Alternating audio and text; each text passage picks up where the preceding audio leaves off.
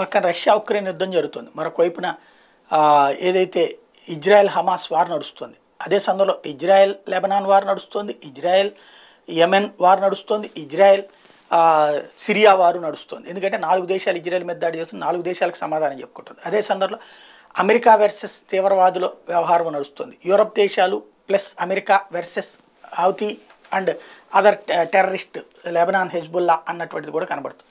వీటన్నిటి మధ్యన మరొక కొత్త యుద్ధం ప్రపంచానికి నీతులు చెప్తూ ఉంటుంది. ఏదైతే టర్కీ ఎవరిదే ఇప్పుడు హమాస్ తీవ్రవాదుల విషయంలో టర్కీ ఏముంటుంది, వాళ్ళ మీద వ్యక్తిగతంగా దాడి చేయబాకండి, వాళ్ళని సామాన్యులు సాధారణ ప్రజలను చంపేస్తున్నారు, తీవ్రవాదం అనేటువంటి పేరుతో అన్నటువంటి చెప్తుంది. అదే తన దేశానికి వచ్చాడు, తన ముడ్డి కిందకి నీళ్ళు వస్తే మాత్రం వెంటనే స్పందిస్తుంది.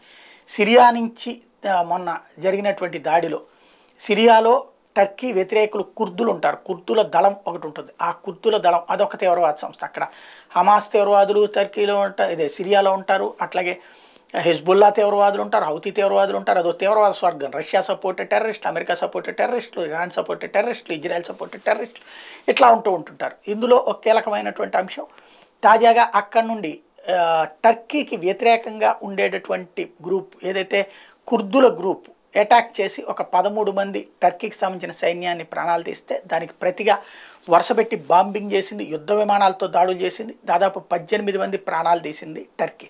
మిగతా వాళ్ళకి మాత్రం వాళ్ళ మీదకి దాడులు జరిగినా సరే చూస్తా కూర్చోమంటుంది, వీళ్ళకి మాత్రం చిన్న నొప్పి తగిలినా సరే వెంటనే స్పందించేసి యాక్షన్ తీసుకుంటుంటుంది.